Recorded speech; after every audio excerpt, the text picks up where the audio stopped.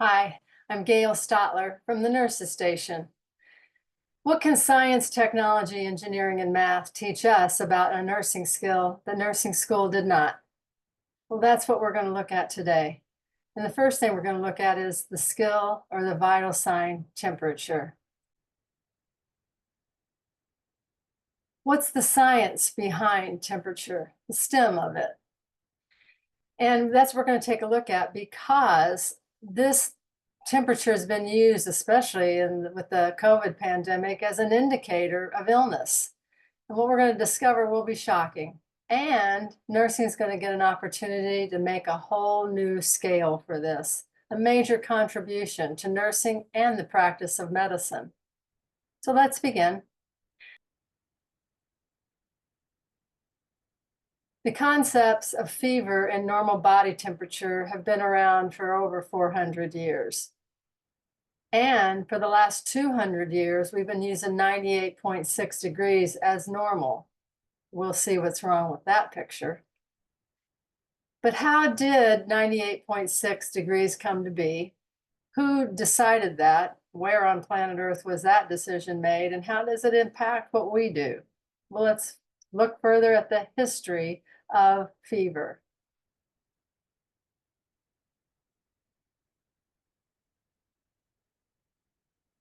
In the 1600s, a fellow named Sanctorio Sanctorius did the first body temperature. We're not really sure what tool he used or a lot of information about it because unfortunately history did not record it, or at this point I haven't been able to find it. But the point is, it was the 1600s and it was in Germany. So keep that in mind because we're going to see a theme here as we go through this. Then in 1724, the mercury thermometer was invented, and a fellow by the name of Fahrenheit invented it. And that's how we came up with Fahrenheit temperature versus Celsius. Again, this was in Poland, or at that time a part of Germany. And for the next 240 years, we used that mercury thermometer as the temperature indicator for humans.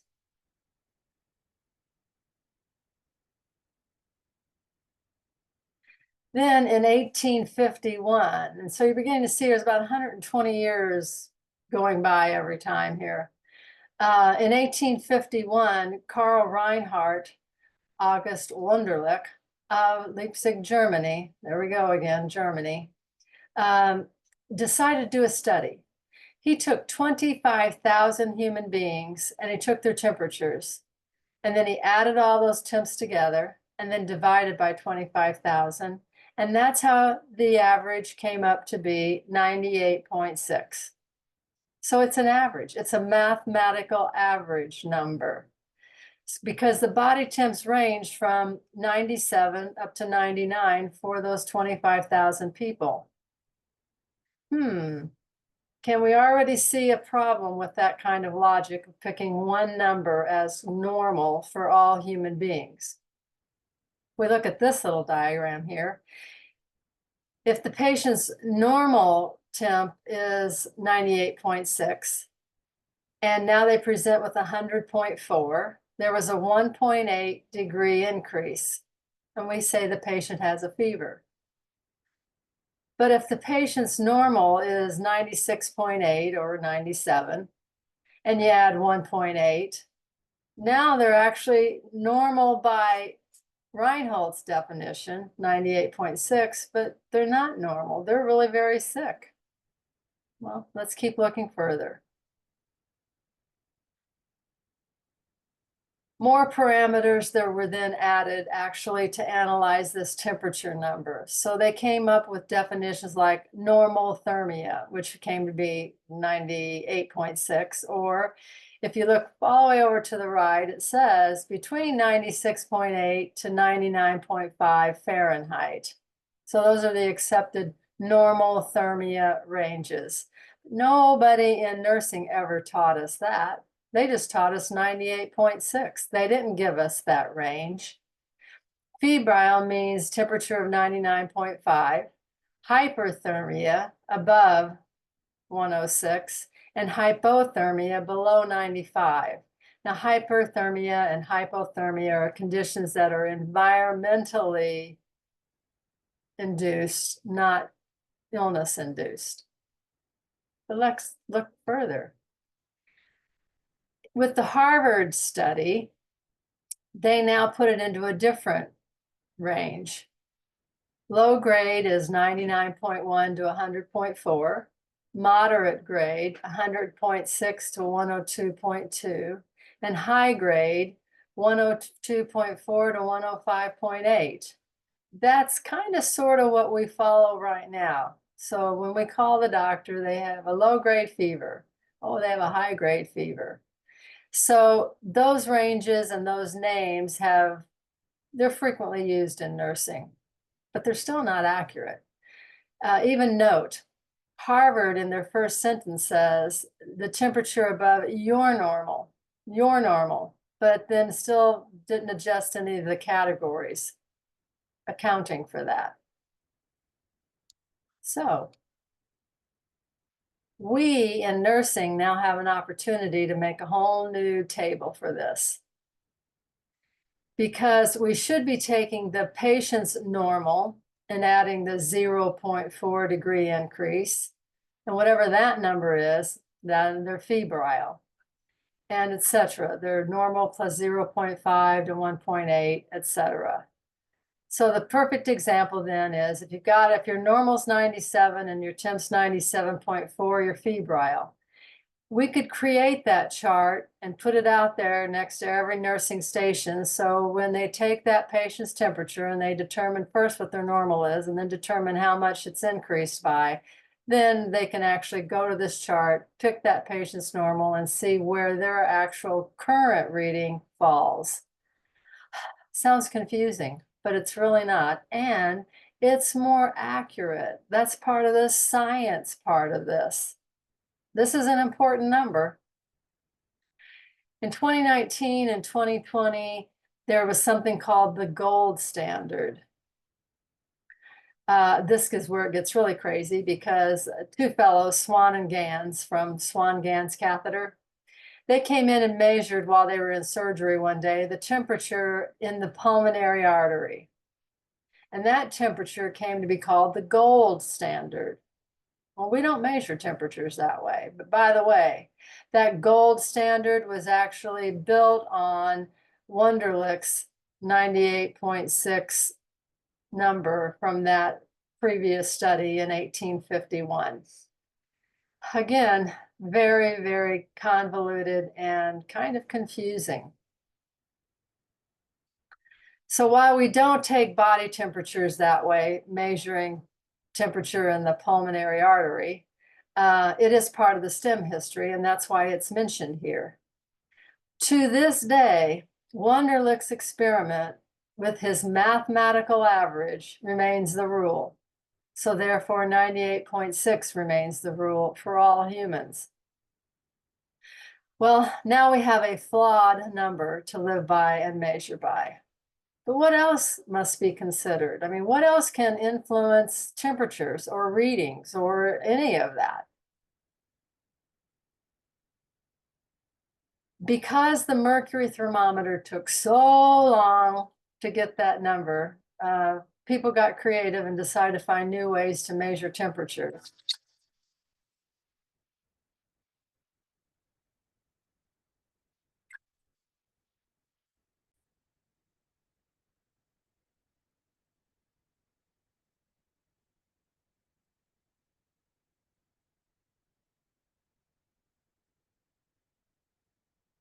Now that we have a flawed number to live by and measure by, what must we consider with respect to this taking a body temperature? So we're going to look at tools. But because the mercury thermometer took so long to get a reading, and it needed to be sterilized or covered, and inserting it to body orifices could be dangerous, the next generation of temperature devices were beginning to be invented. And in 1964, Theodore Benzinger invented the non-contact radiometer, they called it. The first basically infrared or digital reader. But here below is a picture of the newest devices that are out there. Now, rather than going into each device, how they were invented and etc., we're going to skip that part. What we want to do is compare device readings.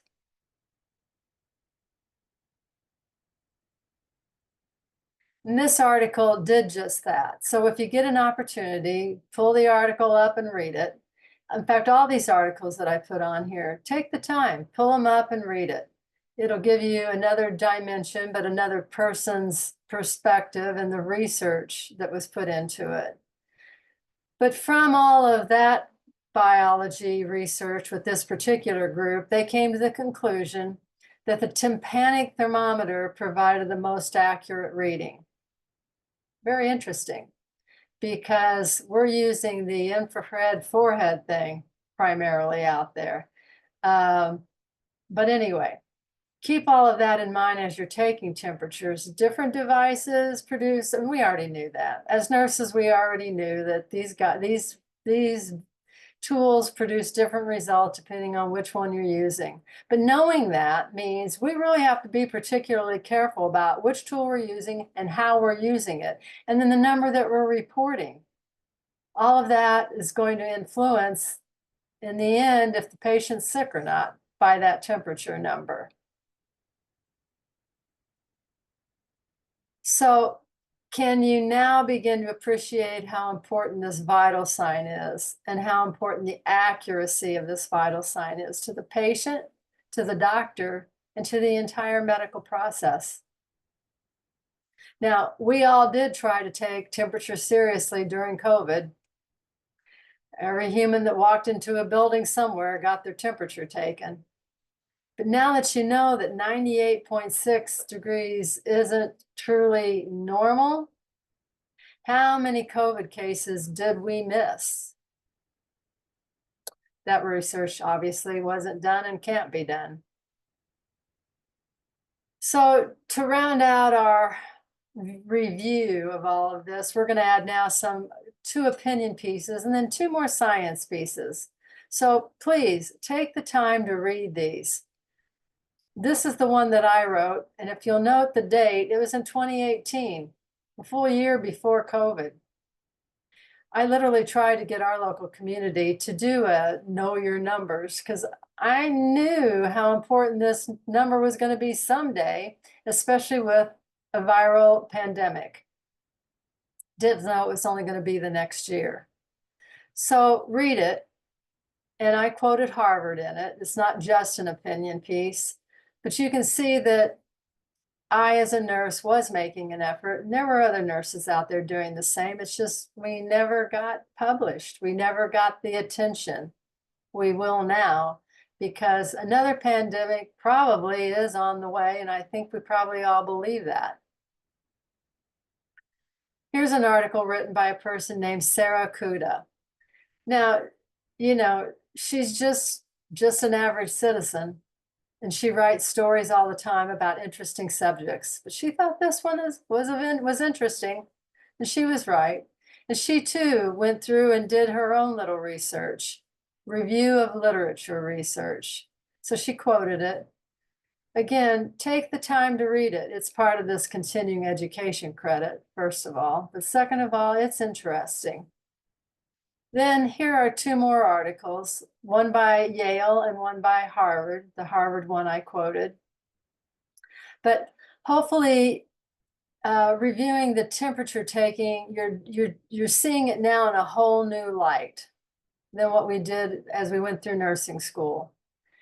And hopefully, if the next temp you take or the next person you teach, maybe it's a CNA, maybe it's a new nurse, maybe whoever, maybe it's a new mom. But hopefully, as you teach this and think about this, you will stress the importance of this number. It carries weight. Many times, it's the first indicator of illness, and a doctor needs to know what the real number is and if there's truly illness there or not. So every human being needs to know their normal. So as part of your continuing education, I strongly advise that you determine your normal and then write it down. And then if you can create your own research project, take the temperature of the next 100 people or 100 patients, write it down, log it, do the math. Only you could take an average, I guess, but that's pointless. What you need to realize is temperatures vary from human to human. And at the end of this STEM Vital Signs continuing education, I hope you will all create your known normal ID card. I did for myself. My normal's ID card has everything from my blood pressure, temperature, pulse, respirations, EKG, blood type. On the back, I don't take any medicines, but if I did, that's where that would be listed. But the point is, if the ambulance has to come and pick me up for an illness or go into a doctor's office, I can present this card. Now, I'm sure somebody's still going to challenge it because remember, what little Sarah told us was, most people, including doctors, still think that everyone's normal temperature is 98.6. So you're probably going to have to fight with somebody. I did the last time I ran into a medical person who tried to tell me I didn't know what I was talking about my values. We have to bring this to the world's attention. We certainly have to bring it to nursing's attention, and we have to do something about it. So if you like the little chart that I created above, or come up with your own, please, and then share it, send it to me. We'll put it out there. We'll do our own little study on that, and we'll get that out there to the world, and we can change the way this one vital sign is perceived, understood, and taken. So now you have the questions. You need to provide the answers. And you can find these on the website also, because you can then copy and paste. Put it in an email to me. So copy the questions, put it in an email, send it to me. And along with it, you need to provide your name, street address, city, but your RN or your LPN, whichever you are, your license number. And then that information goes to CEII, Continuing Education Institute of Illinois. They are the ones who are going to provide the CE for this course if you need that or have chosen that and have paid for it. So if you have questions or comments, feel free to email me or to even call me. I'm available. I hope you enjoyed this. I hope you benefited from this. And I hope if those are the two cases, you will tell your colleagues, tell your nursing friends, tell everybody. And then please direct them to the site.